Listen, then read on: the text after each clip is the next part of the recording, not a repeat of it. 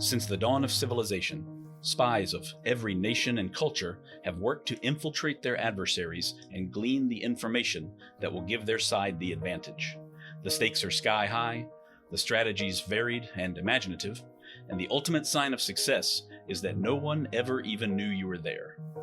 In each episode, we will explore the moral and ethical gray zones of espionage, where treachery and betrayal go hand in hand with cunning and courage. This is the Spycraft 101 podcast. Welcome to your clandestine classroom. This is episode number 80 of the Spycraft 101 podcast. Today I'm speaking with journalist and documentary filmmaker Justin Webster. Justin worked as a business reporter for the London newspaper The Independent in the 1990s before moving on to filmmaking, where he directed his first documentary, FC Barcelona Confidential, which debuted in 2004. Since then, he's directed several more award-winning films on a wide variety of subjects. I invited him onto the podcast after watching his incredible 6-part series titled Nisman, The President, the Prosecutor, and the Spy, which is currently available on Netflix. It's the story of the life and death of Alberto Nisman, a federal prosecutor in Argentina who was found dead at home in January 2015, just hours before he was scheduled to testify before Congress and implicate Argentinian President Cristina Fernández de Kirchner in the cover-up of Iranian involvement in a 1994 terrorist attack in Buenos Aires that killed dozens and wounded hundreds more. But before we dive into this amazing story, I want to say a big thank you to everyone listening who is also supporting me on Patreon, including Patrick M. and Amal T. Your monthly contributions there help me keep this podcast going week in and week out. As a way of thanking my patrons, I offer a lot of great freebies and promotions, including free and discounted books and products from the Spycraft 101 store. Patrons also get exclusive access to long-form articles of mine that aren't available anywhere else.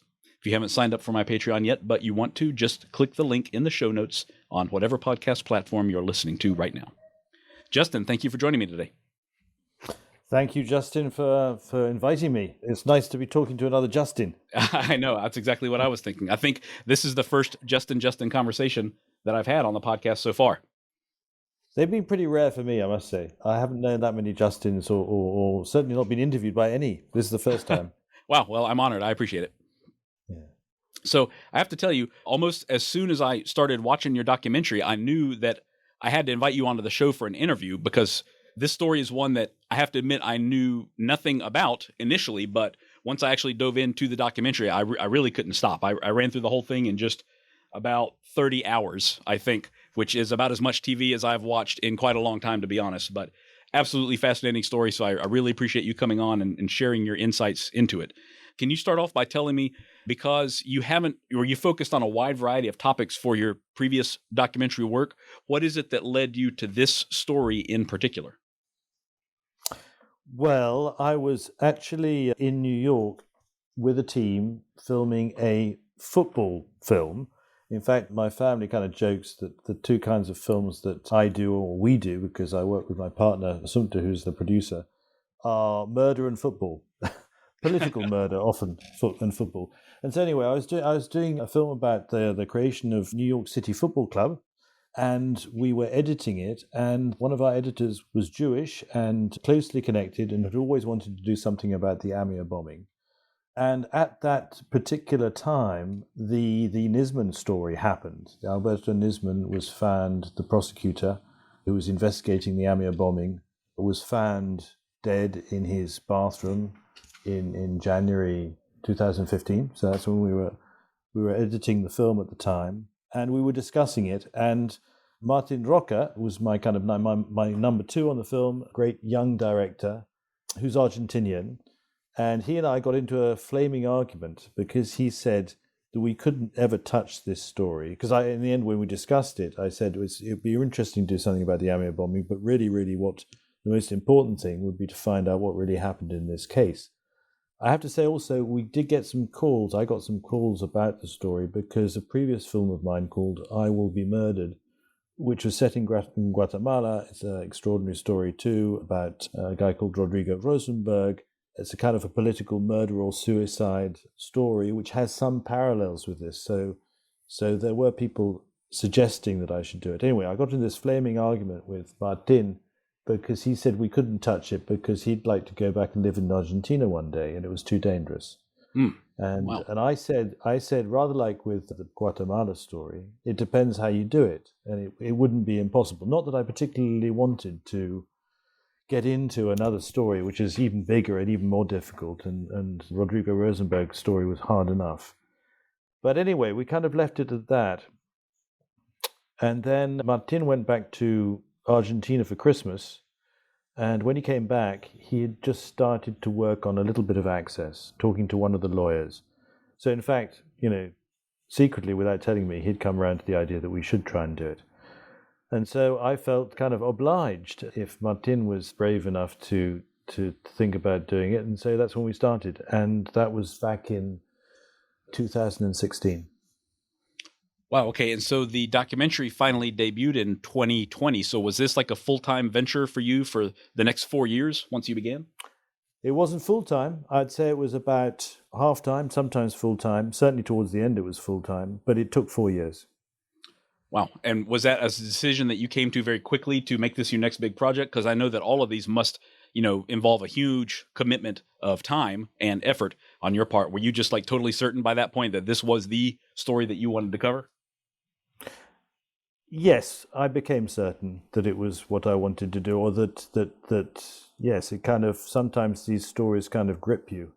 And there's also a thing about, independent documentary filmmaking. This documentary this series ended up with the backing of Netflix, but they're not the only people who backed it. It was a Spanish platform and ZDF, the German broadcaster too. That whole side of things of kind of getting the production going is you kind of do it in parallel anyway. And that's the kind of the industrial side of things, but that means that it takes a bit longer. But also this sort of story needs that sort of time in order to get the access, but also in order to kind of figure it out. So, and also there was another aspect too, which I thought was interesting from the start, is that there's an enormous backstory to this. It goes all the way back to 1994.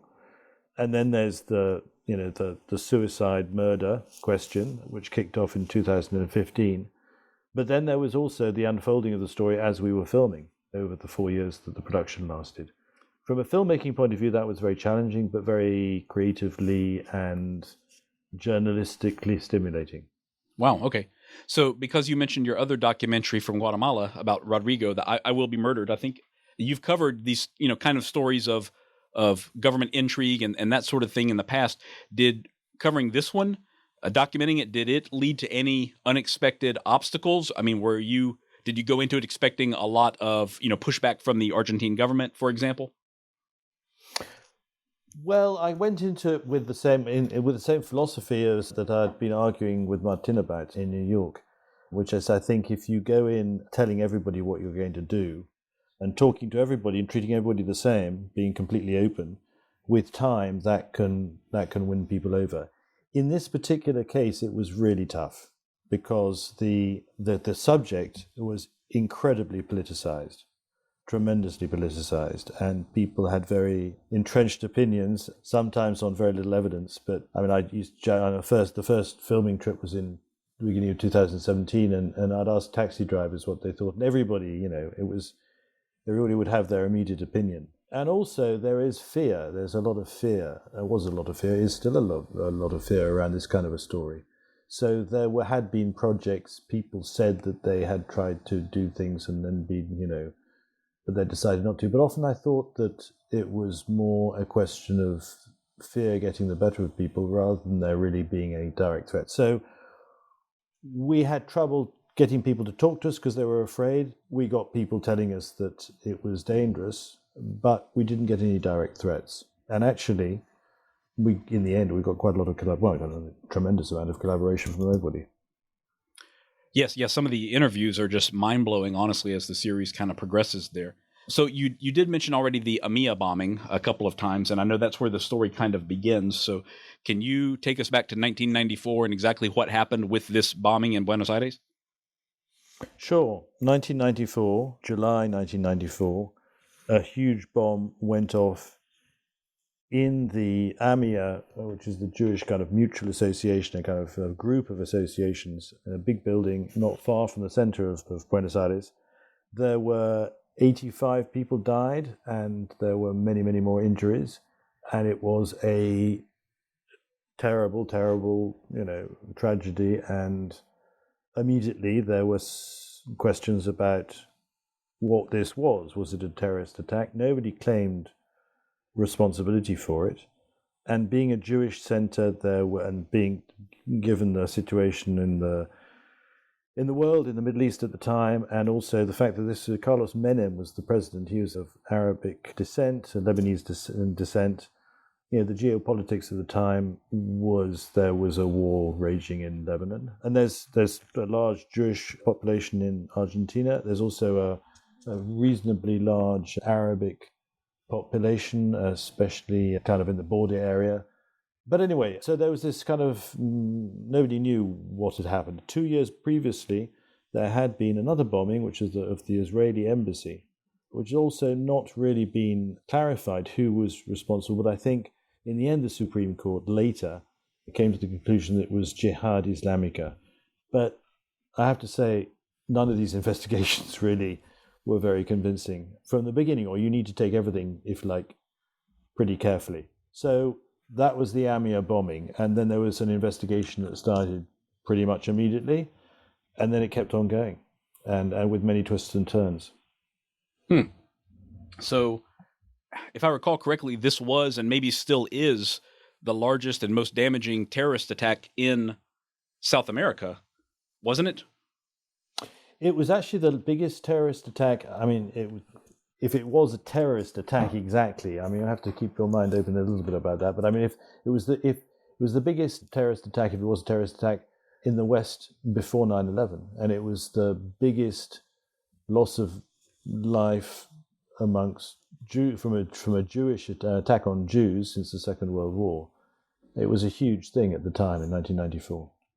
Okay, so yeah, it was enormous event. I recall a little bit of it at that time, even here in the United States. I mean, it definitely made the news, even though it was so far away. But was there a particular reason that this attack occurred there? I mean, that seems like very uncharacteristic, other than the one previous attack on the Israeli embassy that you mentioned. It seems like there are targets a lot, closer and maybe more accessible than this particular center in Buenos Aires. Well, that's right. I mean, that was the question. I mean, what does this mean? Who did it? Who was behind it? Right from the beginning. And right from the beginning, the Israeli government sent help to investigate, and so did the American government with the FBI, were involved in the early stages. So there was a lot of international help to try and figure out who was responsible. And so in the early stages of the investigation, there were findings, and then there was a case that was brought later, and a case that fell apart, and then another case where Alberto Nisman came in. He then took over the failed case, if you like. And I can tell you a little about why the case failed, if you like.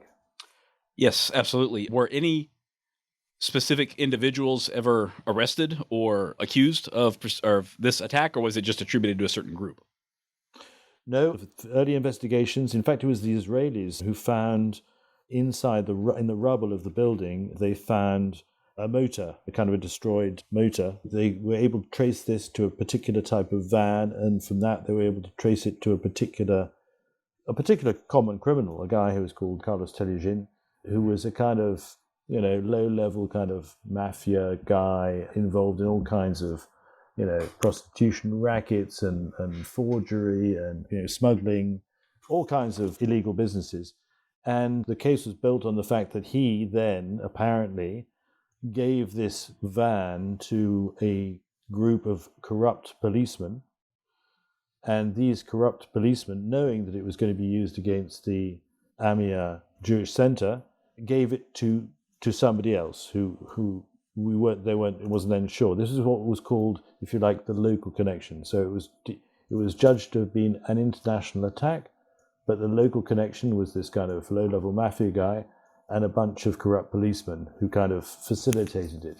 However, this case, which was investigated and set up by a guy called Galliano, the judge Galliano, fell apart spectacularly when it was revealed that the judge had been paying Carlos Tellerin for his testimony. So Wow. this whole thing then fell apart, to the dismay, obviously, of the victims and their families, and to the shame of the Argentinian system. And so when, in fact, this case fell apart, they had to bring in new prosecutors to sort of kind of reinvestigate it. Okay, is this already like several years after the fact that the initial case with the local connection kind of falls apart? Yeah, this is several years after the fact. I forget the dates exactly, but we're probably talking about 2008 or something like that. I mean, this is Okay. when Oh, wow. in fact, actually, no, wait. Let me see. It was the turning point in the story, if you like, which is probably a bit earlier. It's 2004, maybe. Sorry, the dates are going to go. I'm going to get fuzzy on, but it was actually just before Kirchner came into power.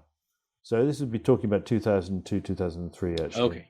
So yes. But that was a big thing, because if you like, the early part of the investigation was botched so badly that, looking back on things, that was one of the reasons why it's been so difficult to unravel since.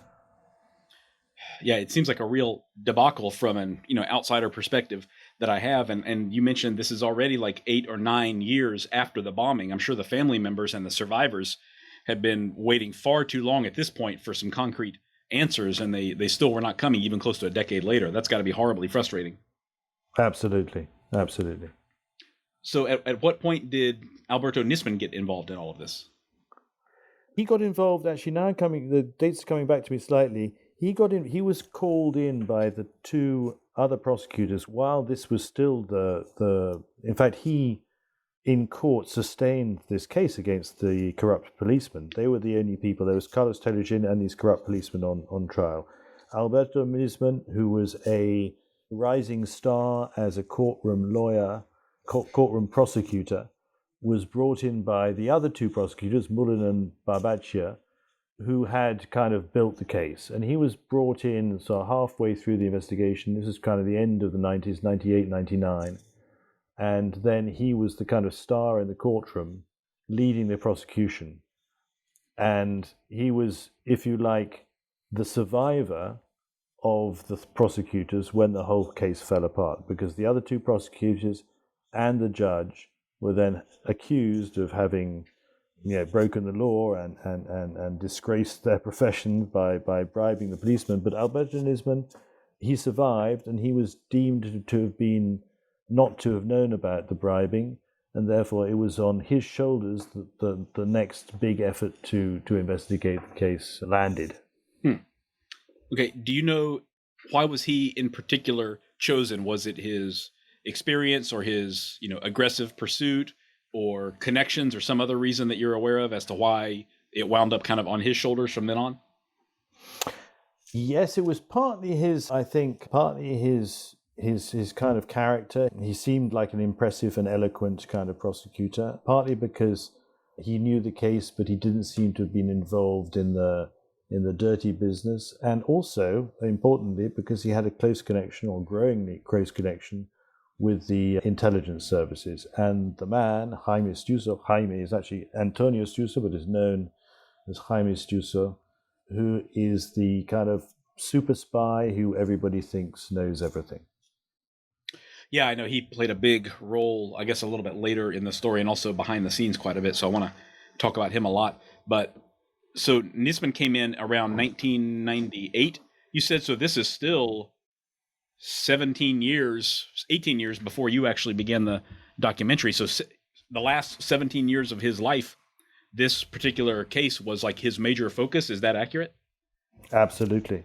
And it grew to be much more. I mean, he was part of the investigation to begin with, but after it fell apart, and after he then took it on, after the new government came into power, and he gave him a sort of special prosecution office, if you like, to investigate. It became his one job.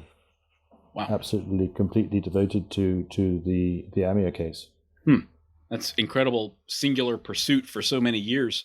there. What did he do differently from the previous prosecutors? Did he look to a different list of suspects or just view the evidence differently or something else? He focused almost exclusively on the international connection and specifically the Iranian connection. He investigated the Iranians. He built a case with the help of Jaime Stiuso to prove that, or to try and prove, that Iran had ordered the bombing of the AMIA and that Hezbollah had been, the guys on the ground who committed it. Okay, what kind of evidence was developed to support his theory or his findings anyway? Was it like forensic evidence from the bombing, or was it eyewitness testimony, something like that? Or was it intelligence? To sustain that it was in fact the Iranians, it was almost entirely intelligence through Jaime Stiuso, and actually the connection to identify that the person who was allegedly driving the van was from Hezbollah was also largely based on intelligence. Okay. I mean, the intelligence was, there were some, particular sources, sort of Iranian defectors or dissidents who alleged to know that they in 1993, I think, or shortly before the bombing, there was a specific meeting in Iran. It was all quite detailed, but the sources were very flimsy, extremely questionable. That was one of the characteristics, I think, of the investigation in general. I think in the documentary there's a guy called James Bernazzani from the FBI who, in the first episode, says, just as a concept, he was surprised how people were constructing the case, the theories, and then trying to find the evidence to support those theories, or basically taking a view and then looking for evidence to support it, rather than letting the conclusions arise from the evidence. And I think that was one of the things that was going on with the investigation right from the beginning. Yeah, that's a serious error. I think anyone could see that for certain. And you mentioned Jaime Stiuso, and he was a senior, I guess he was like a senior counterintelligence guy with the National Intelligence Agency there. Is that correct? That's right. The famous CIDE, which is the state intelligence, which everybody is kind of frightened of because they've existed all the way through the military dictatorships, and there's a feeling that they have an enormous amount of information, and they have the dirt on everybody. So, and Jaime Stiuso he became a kind of eminence grise, a kind of person who everybody considered to be both tremendously effective, ruthless, and in control of the intelligence, of the state intelligence, almost entirely. Yeah, I know he features extensively in your documentary, and I know that you got to sit down with him for some interviews afterwards. And I have to tell you, I could not get a bead on that guy. He just seemed very enigmatic, even when he's sitting down on camera for a question and answer session. He was just a tough one for me to kind of figure out. Did you feel the same way, or did you kind of warm up with him, or the interviewer warm up with him over time? Yeah, I think it's kind of interesting to see how somebody like that is very good at deflecting and hiding behind things. And so I suppose if you're looking to try and read where he's coming from, it's very, very difficult. But if you see that that's his kind of main characteristic, then I think you can understand him a bit better. I think he's somebody who serves his own interests very effectively, and somebody who's a survivor. So is he difficult to read? Yes. I mean, he's difficult to pin down. Yes. Difficult to read? I think he's a very, very pure expression of this kind of somebody who's steeped in counterintelligence, in knowing how to create stories to favor certain interests. Very difficult if you try and get the truth out of him. Yeah, I can imagine. I mean, that's kind of his job in a way, and he seems like he's very good at it. But it also seems like he and Nisman just became like an incredible duo there during that whole investigation. Like the two of them just kind of got each other in a very, very big way, was my impression. That's right. I think Alberto Nisman relied on Stiuso enormously and respected him. And I think they became very close in building the case against the Iranians on, I think, if it's not necessarily a spoiler, But if you see the series and watch it carefully, you'll see how they built it on very fragile foundations, but were able to argue it very well. So they became interdependent, and during the AMIA investigation, of course, that set up the situation for what was going to happen later when Alberto Nisman accused Cristina Kirchner of covering up the guilt of the Iranians. Right. The whole thing takes such an unexpected twist, because when you've got a foreign government, you've got state-sponsored terrorists, it seems like it would be pretty cut and dried from a national security perspective, like, let's get these guys. But then it turns out, as you found and as they found, of course, that there were serious elements within the Argentine government that wanted all of this to go away. And can you explain exactly why that was, or why they thought that was? I want to tell you all about my new favorite fragrance for daily wear. It's called Novichok by Clandestine Laboratories. Novichok is distinctive and combines notes of cocoa powder, chocolate almond tort, rose, jasmine, cinnamon, tonka bean, Peru balsam, and musk tonkin. Unlike some of the other colognes I've worn in the past, I found that Novichok stays with me all day, which was a pleasant surprise. If the name sounds familiar to you, then you might already know why I was so happy to find this company and support them. The name itself comes from the very well-known Russian nerve agent Novichok, which has been used in recent years in several assassination attempts, which I've covered here on the podcast in previous episodes.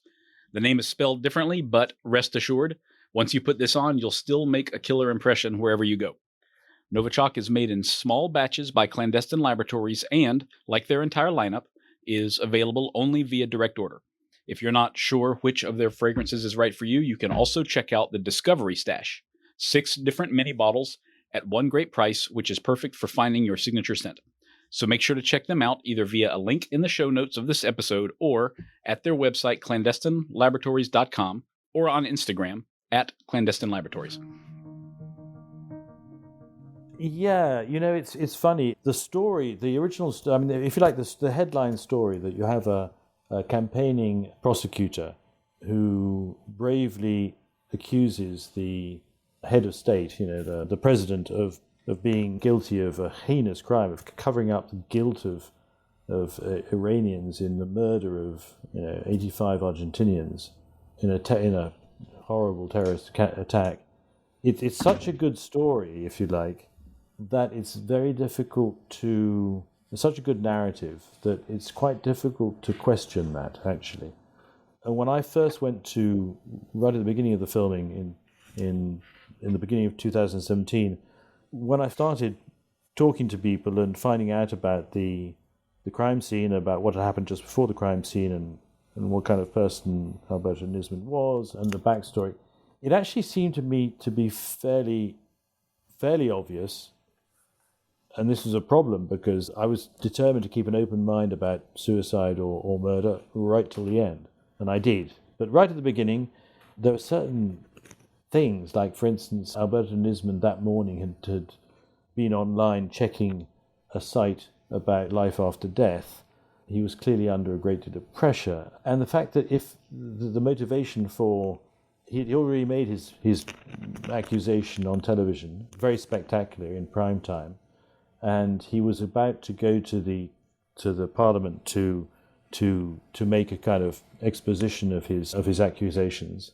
There was no real indication that he had any new information, and so it seemed to me pretty unlikely that the government would want to kill him, because he's already made the accusation. If it make more sense to kill him before he made the accusation, or before he expanded his evidence. But to kill him afterwards, it seemed to be like a very strange thing. And also the other thing was that it definitely damaged the government more than it helped the government. His death was a really, really difficult moment for them, precisely because it was such a good story, and it seemed like it was pointing the finger at the government. But it just didn't seem to make sense to me very much at the beginning that this would be very likely, that the government... it just didn't, from the simple idea that why would they want to kill him at that particular moment? It would make no sense at all. So, having said that, I was determined to keep an open mind. So the next 4 years, and there were times when it seemed more likely than not.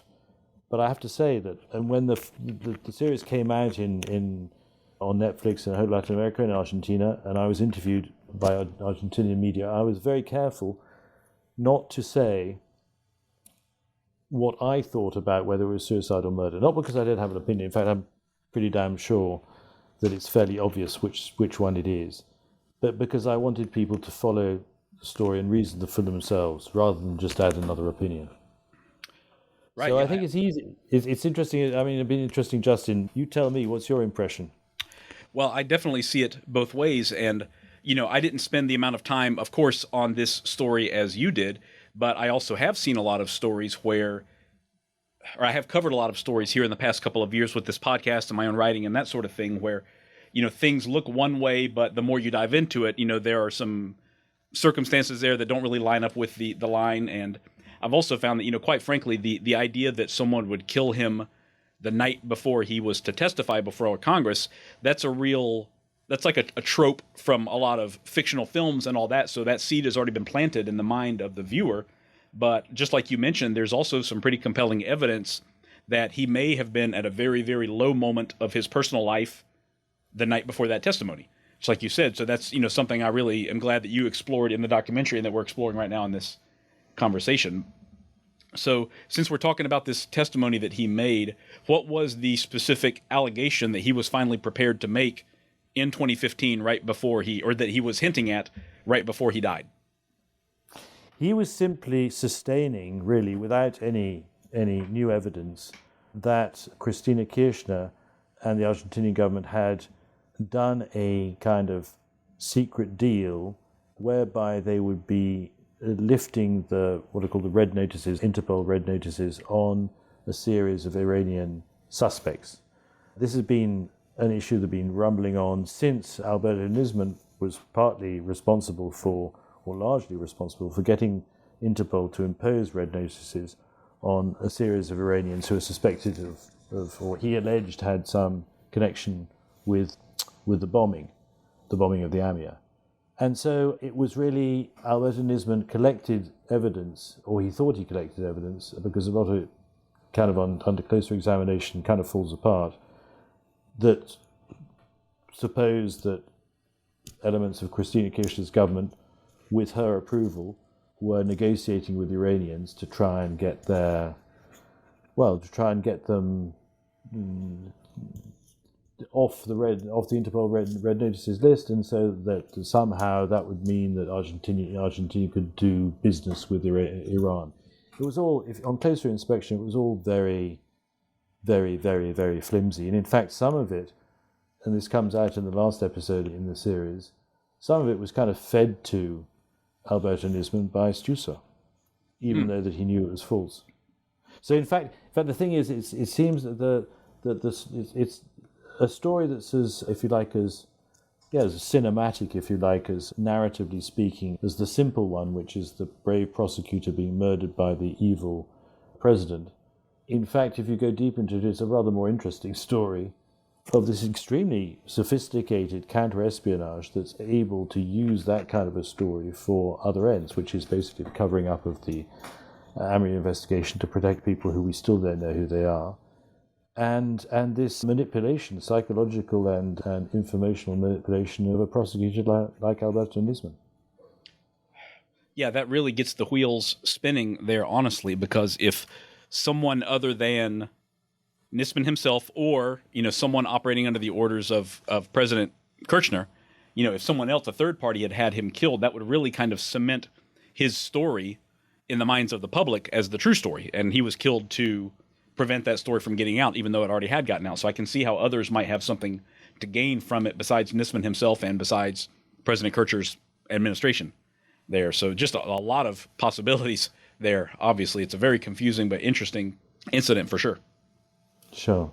So well, I think there are a lot of interests to sustain the accusation against the Iranians, even though it's, I think, certainly not true. I mean, we've both got the CIA and the FBI in the last episode saying that. So I think it's not kind of controversial to say it. Even now, it gets reported in the press that, in relation to AMIA, that it's that it was the Iranians who were who are responsible for it. And I think it's been used by, Netanyahu in his tours of the states to argue for, a tougher line against Iran. So it's been used a lot. That's only one way in which it's been used. I think it's also been used in other ways in Argentina, obviously. And I think that's one of the characteristics. And I think the former CIA chief in Buenos Aires says that at the end, that he's pretty convinced that nobody wanted this to be clarified. It was used for, and still is being used for, various different interests. Having said that, if you do pick up on that, then I think you can sort of clarify certain things. That I think it's fairly clear that Iran was not behind the AMIA bombing, and I think it's fairly clear that Alberto Nisman committed suicide. Wow, it's so good to hear you say that honestly, and kind of, because no one has looked at this more closely than you, no one outside of Argentina, I would imagine, but it really, really gets the wheels turning, like I mentioned. And I could definitely see that because, as you mentioned, he had already kind of put his theory out there publicly because he was doing so many, television interviews and that sort of thing in the days leading up to that congressional testimony.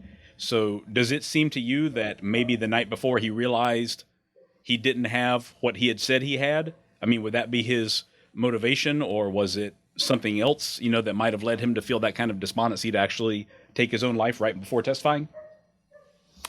Yeah, there's a phrase in Spanish which is huyendo al futuro, which is kind of fleeing into the future. And I think towards the end of his life, Alberto Nisman was kind of fleeing into the future, and he was trying to kind of please the people who were backing him.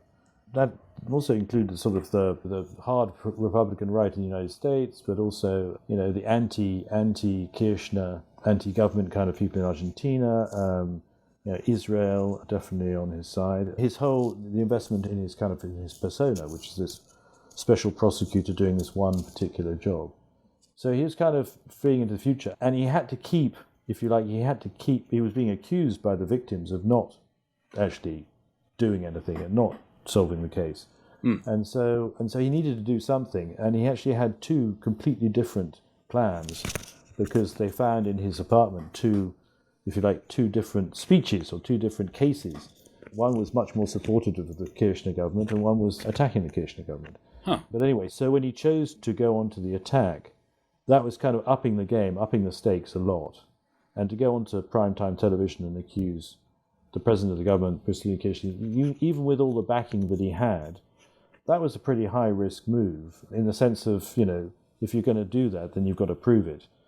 And yes, I think in the days between making the accusation, and he was being egged on by lots of his, if you like, backers, political backers mostly. And I think, he found himself, when he was going over his material and thinking about appearing in the Congress, I think he started to feel that he didn't have it, especially when there's this guy called Alan Bogado, who is an interesting piece in this puzzle.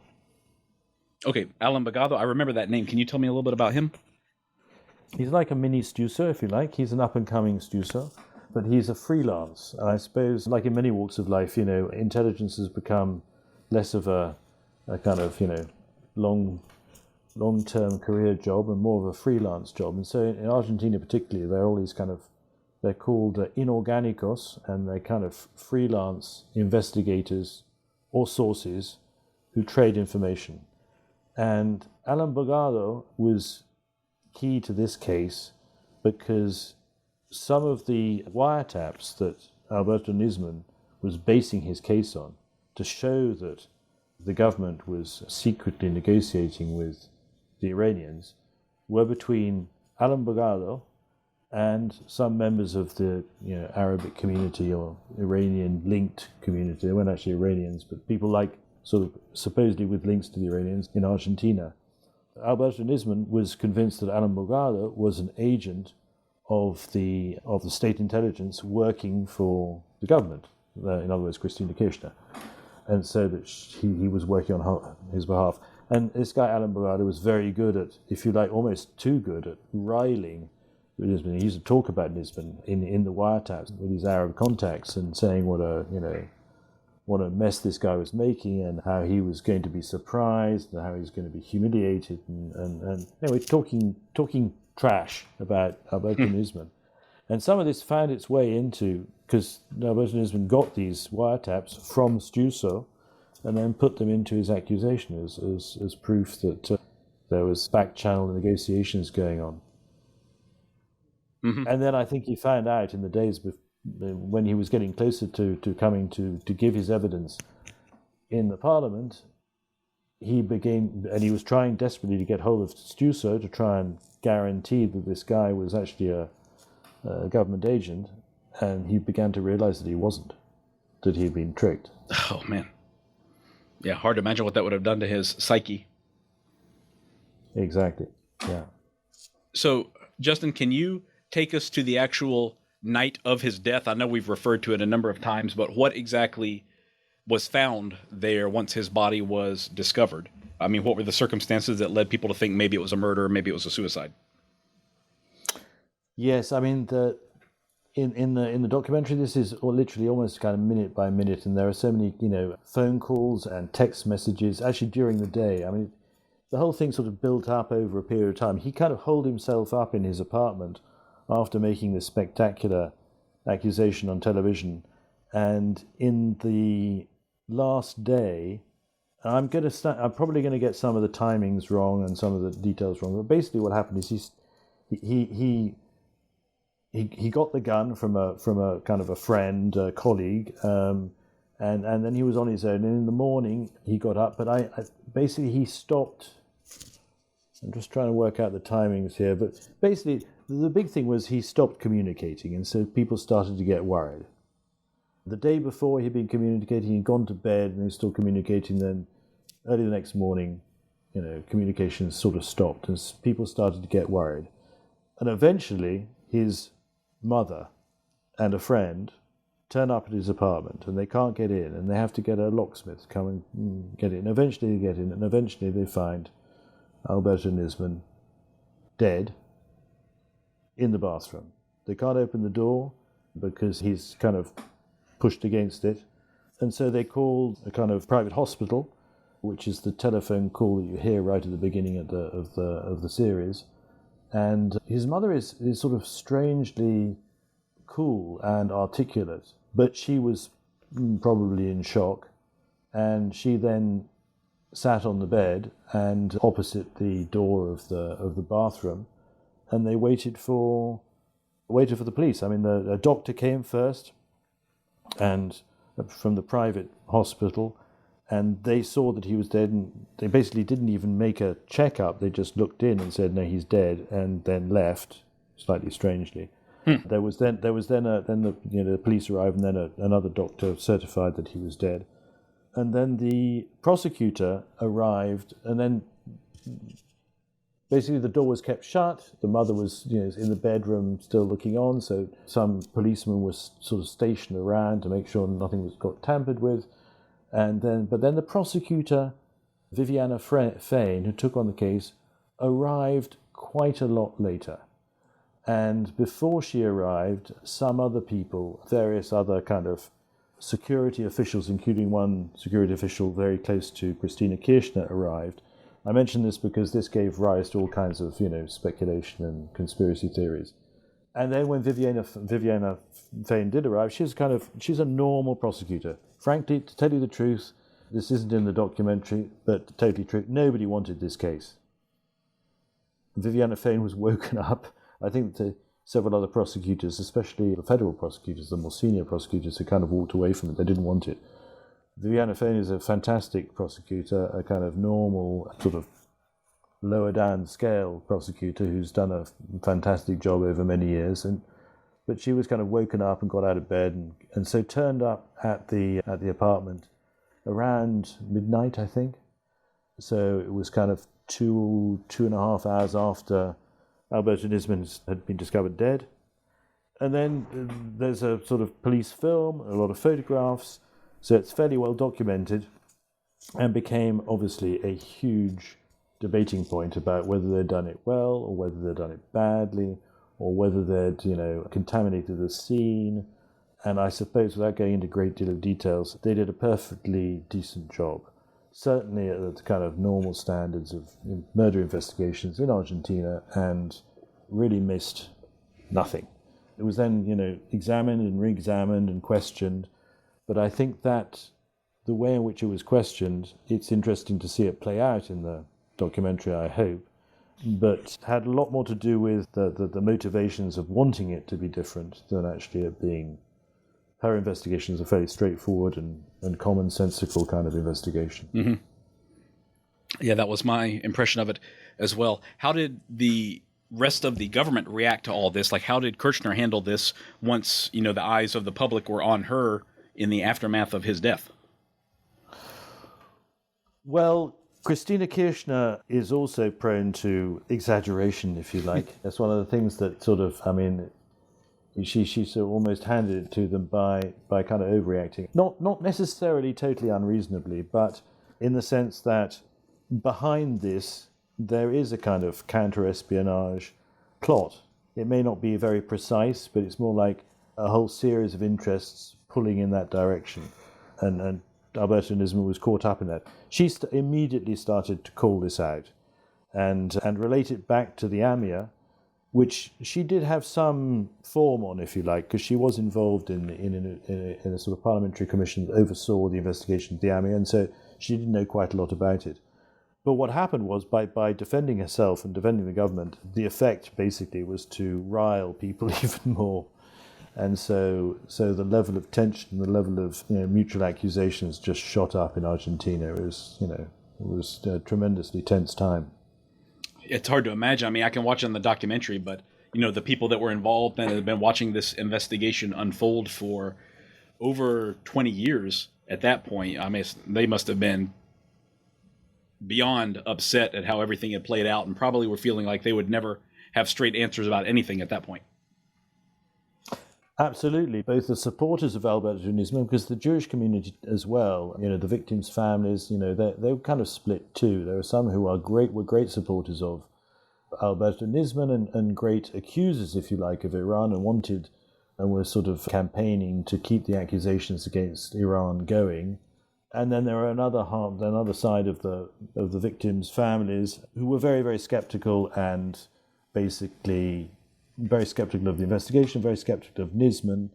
But no, I don't think any of them wished for him to die under these circumstances. And also it was depressing for them, all of them, to see how, this was not going to lead to any clarification of anything.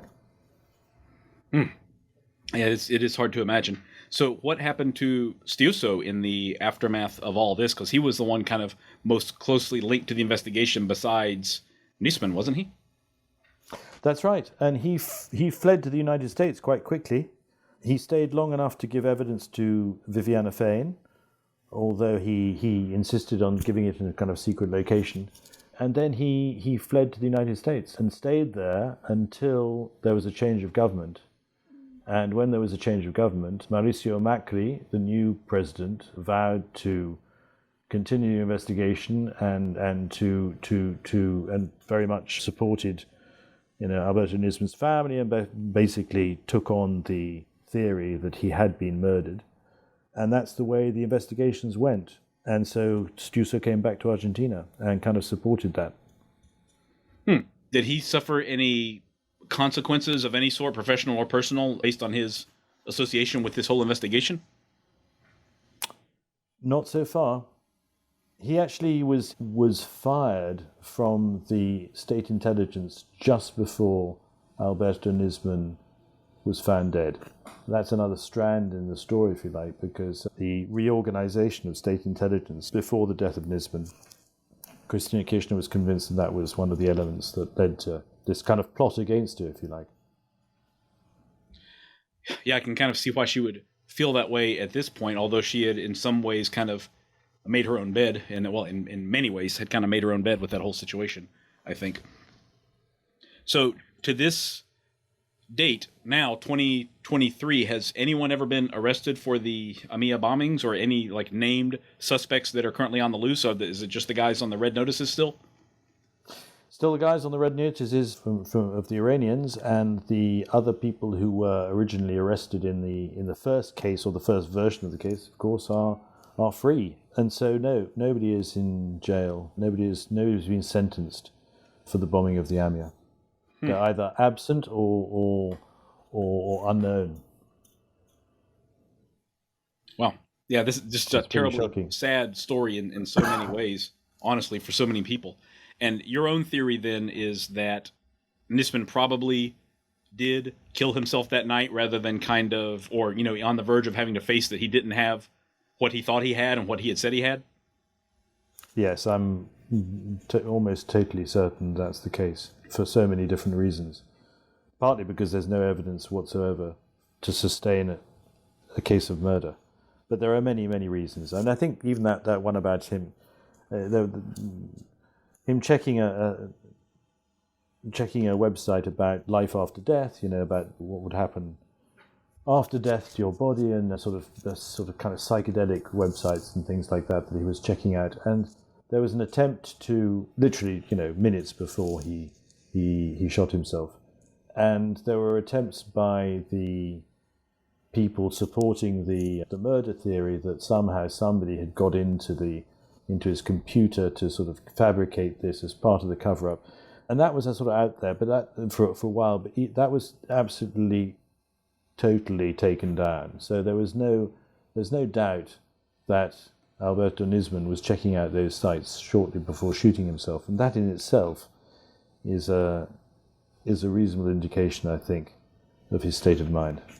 Yeah, it certainly is. It certainly is, especially if that evidence is kind of irrefutable at this point.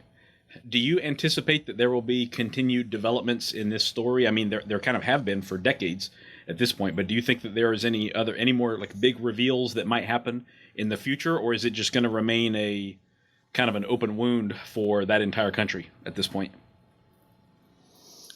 Gosh, unfortunately, I think it's very difficult now for this to be clarified unless there were to be some sort of a confession. I think there's a guy called Mario Cimadevilla who was appointed by the Macri government, actually, the post-Cristina Kirchner government, as a sort of independent unit to investigate AMIA, but more from an institutional level and find new ways.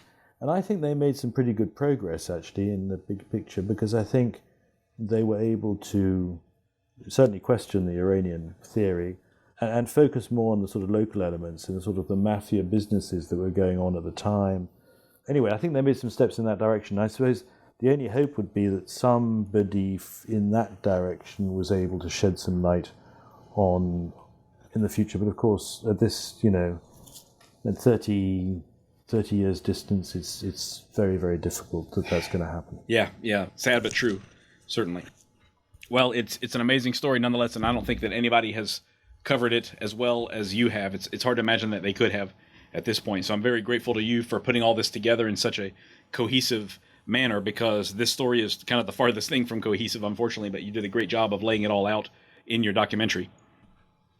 Thank you so much, Justin. I appreciate that. I really do. It's still, talking about it now, it still makes me want to find out more. There is a saying that everybody, it's kind of like the curse of the AMIA. And lots of people got sucked into it and suffered a lot from these twists and turns and delays and tremendously onerous kind of judicial proceedings. So yes, be careful, you might get sucked into it. I do know that feeling. There are stories that even now I return to over and over again, and especially with the way that, for example, here in the U.S., the way that things don't get declassified for 25 or 50 years, if at all. Sure. There are stories I'm like, they just happened 12 years ago. I'm like, I cannot wait another 13 years or 37 years to find out the truth behind it. I want to know right now, but that's not really the way it works, unfortunately.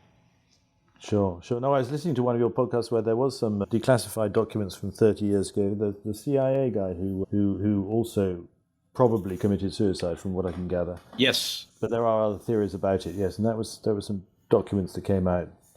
I don't know if actually there are some things that I was still chasing up right at the end. The FBI, for instance, this whole question about whether there was any DNA, whether it ever existed to link Hezbollah, and I think that there isn't, definitely, but there's maybe a story about why they lied about it. That might still come out. Yeah. Okay. Well, that's something I'll certainly pay attention to, any breaking developments on it. But I'm not sure when we can expect anything, if ever. Unfortunately, I'm sure you feel the same way. Sure. So, Justin, what are you working on now? Have you got another documentary in the works at the moment? Yes, I'm doing a bit of football, which is the other. There's a series about football agents that is just about to come out on Sky and Universal, which I worked on last year. But I have a couple of other projects which are in development. One is a sort of multinational social media kind of platform investigation. I can't say more because that's the trouble with these kind of projects. You can't broadcast them too much when you're working on them. And there's also an extraordinary story from the 90s in Spain, which is more of a kind of journalistic scandal. It's about a newspaper editor who'd investigated state terrorism and then was humiliated by a sex video, but fortunately, kept going and is still a newspaper editor today. But it's kind of a look into that time when, in Spain, where everybody was compiling, kind of compromat or dossiers of compromising information on everybody else. That does sound interesting, for sure. I like the way that you kind of cycle between the sports dramas and the political intrigue dramas as well, because those really reached a couple of very wide audiences, but for some of the very similar reasons, honestly. So that's a fantastic way to kind of bounce between two different worlds, I think. Yes, it's kind of necessary, but it's, it is good. It is good. They're totally different. Right, but they're very enticing nonetheless, despite their difference. Sure. So, Justin, do you have like a public-facing social media or anything like that if people want to connect with you or follow your upcoming projects? I don't really. I've kind of given Twitter a break. I'm trying out Mastodon at the moment, but I'm not very active on social media, to tell you the truth. What we do is we have, even our website is pretty kind of old and creaky. So I don't know what we can do about that, actually. What's the best way of, I think, probably just sending messages via my Twitter profile, but I don't check it out that often. Okay, yeah, I'm not very big on Twitter myself either, unfortunately. I spend a lot more time on Instagram. That's kind of where I found my audience, but Twitter has not done a whole lot for me at this point. I mostly just use it, honestly, to reach out to people that I want to interview, and it has been very good for that because everybody's on there, but I don't actually post a whole lot myself. Yes, I haven't got the hang of Instagram. The rest of my family obviously have, but I haven't quite got that. I'll see if I can do that and maybe follow you and see how you do it. Oh, okay. Well, yeah, I appreciate that. But there's no shame in not spending a whole lot of time on social media, believe me. That's one thing I know for certain. There's better things you can be doing with your time. Like listening to podcasts. Yeah. Can't recommend that enough.